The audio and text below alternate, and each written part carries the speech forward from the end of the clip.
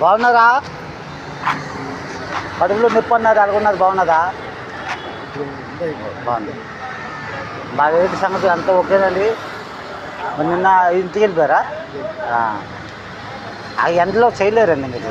మేస్త్రి గారు చెప్పాను నేను, ఎండలో నర్సింగ్ గారికి వద్దండి, ఆ లోపల అయితే పని చెప్పాను.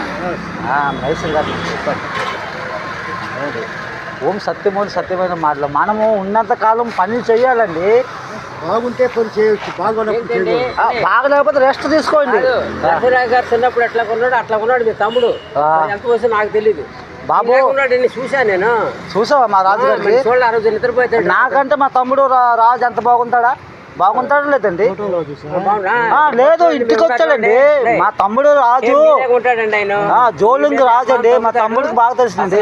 ఫస్ట్ లో మీరు ఉన్నారు సారా, వచ్చారు నర్సింగ్ గారు నలుగురికి ఎత్తుకొడతాడండి. నాకైతే అది ఒప్పుకోడు.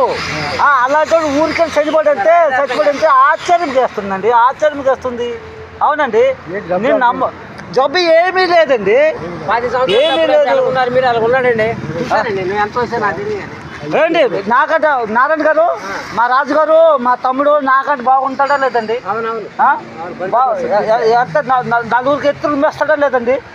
మంచి ఇదిగా ఉన్నాడు మనిషి. బందోబస్తు అమ్మో, అసలు చూస్తేనే అమ్మాయి కొడతానని చూశానండి ఆయన్ని. ఊరికెళ్ళి వాంతులు విరేచలు తగ్గుకుంటా చెల్లిపోవడని నాకు ఫోన్ వచ్చిందండి. నన్ను వెళ్ళానండి.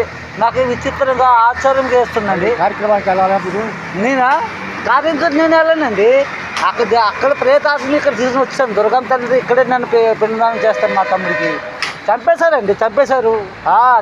మా తమ్ముడికి చంపేశారు. అది మరి చంపేసినట్లే.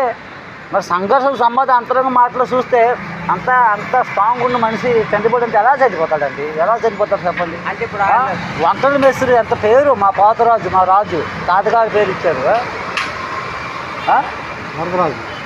పోతరాజు కమాండ్ కమాండ్ సాబ్.